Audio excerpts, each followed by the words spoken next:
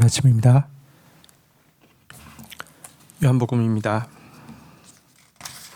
요한복음 5장 1절에서 16절 말씀 보도록 하겠습니다. 1절. 그 후에 유대인의 명절이 되어 예수께서 예루살렘으로 올라가시니라. 2절. 예루살렘에 있는 양문 곁에 히브리 말로 베데스다라 하는 연못이 있는데 거기 행각 5이 있고. 3절. 그 안에 많은 병자, 맹인, 다리 저는 사람, 혈기 마른 사람들이 누워 물의 움직임을 기다리니. 4절. 이는 천사가 가끔 못에 내려와 물을 움직이게 하는데 움직이는 후에 먼저 들어가는 자는 어떤 병에 걸렸든지 낫게 됨이로라.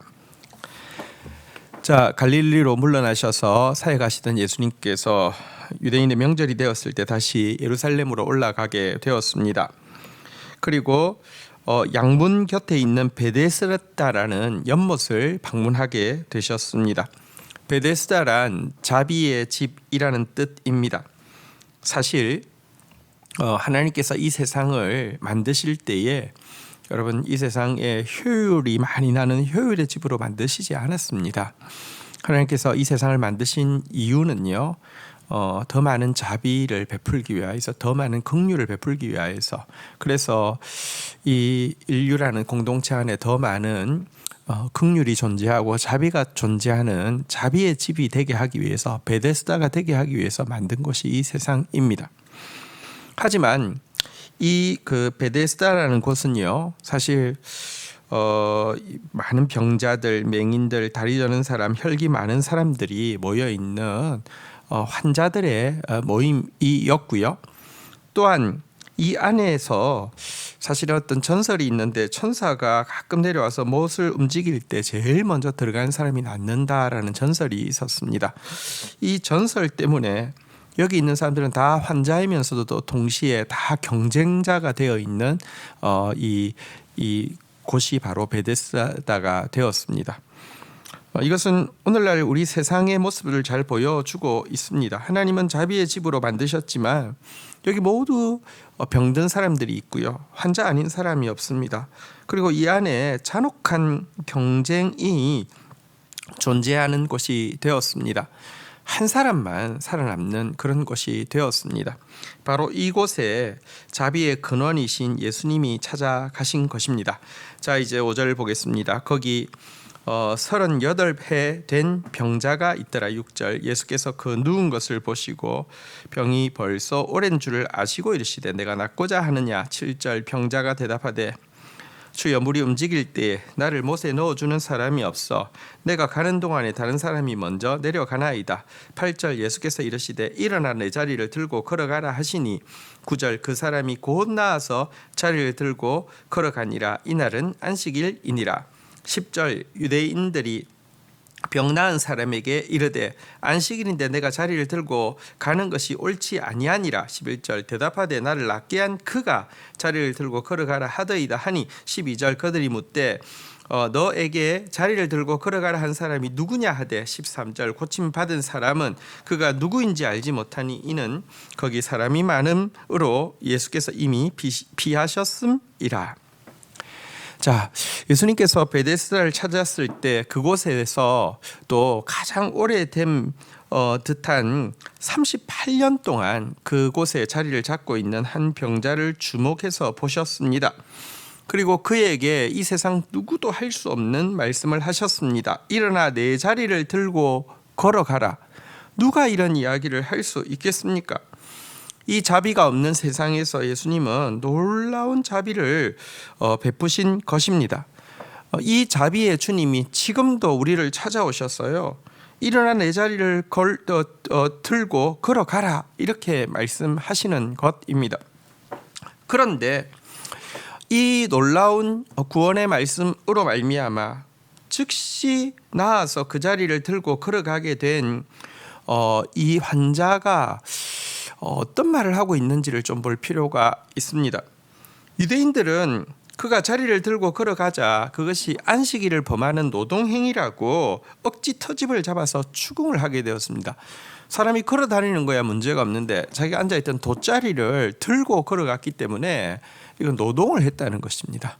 그래서 38년 동안 여러분, 자비 없이 지내던 그가 자비를 받아서 낫게 된 행위는 전혀 집중하지 않고 그가 이 돗자리를 들고 걸어감으로 말미암아 노동을 하여서 안식일을 범한 것에 도끼 눈을 뜨고 누가 그랬냐고 왜 그랬냐고 이렇게 추궁을 하게 되었는데요.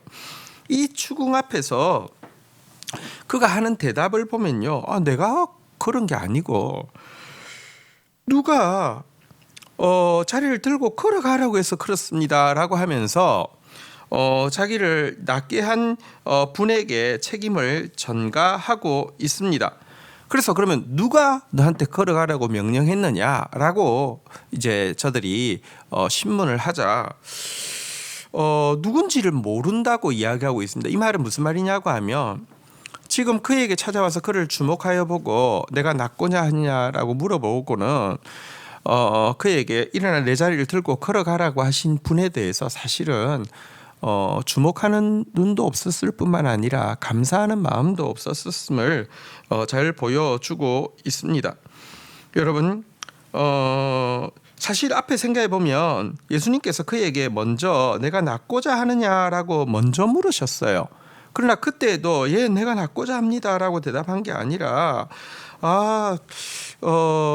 물이 움직일 때마다 나를 못에 넣어주는 사람이 없어서 딴 사람이 먼저 내려가나이다라고 하면서 사실은요 내가 낫고자 하나이다라고 고백하지 않았습니다. 다른 사람 탓하고 자기를 도와주지 않는 또 이 세상을 탓하고 원망하고 하는 마음만 있었지, 여러분 정말 낫고자 하는 열망이 있는 것도 기대가 있는 것도 아니었고 하나님이 베풀어 주실 이 자비, 베데스다 자비의 집에 대한 믿음이 있는 것도 아니고 자기를 고쳐주신 분에 대한 감사가 있는 것도 아니었습니다. 어떻게 그런 38년 만에 병이 나았는데 그 대상자를 향한 감사가 있었다고 하면 그를 모를 수가 있으며 또 그에게 책임을 전가할 수가 있겠습니까? 자, 이에 14절 한번 볼까요? 그 후에 예수께서 성전에서 그 사람을 만나 이르시되 보라 내가 나았으니 더 심한 것이 생기지 않게 다시는 죄를 범하지 말라 하시니 15절 그 사람이 유대인들에게 가서 자기를 고친 이는 예수라 하니라. 16절 그러므로 안식일에 이러한 일을 행하신다 하여 유대인들이 예수를 박해하게 된지라.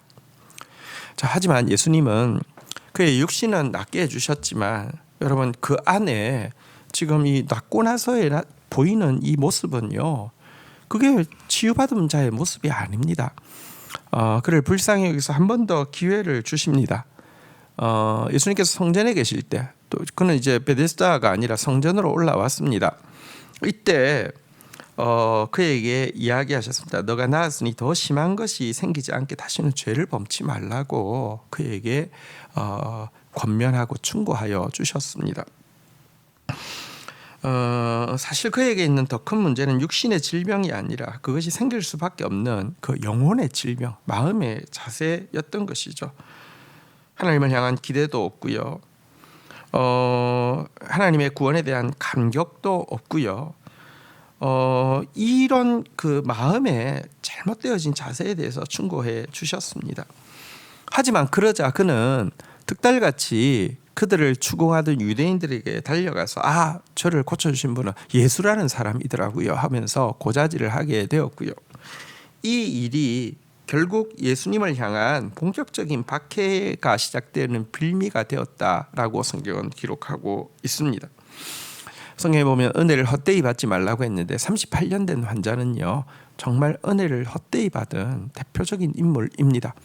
그런데 사실 교회 안에는요 신자들 중에는 38년 된 병자 환자처럼 은혜를 헛되이 받은 사람이 너무 많습니다. 우리 오늘 이 놀라운 기적, 놀라운 자비, 그러나 이 놀라운 배교의 역사 앞에서 정말 은혜를 헛되이 받는 자 되지 않게 해달라고 두렵고 떨림으로 하나님 앞에 자기를 살피는 저와 여러분들이 되기를 주의 이름으로 축복합니다. 주신 말씀 붙잡고 기도하며 나가도록 하겠습니다.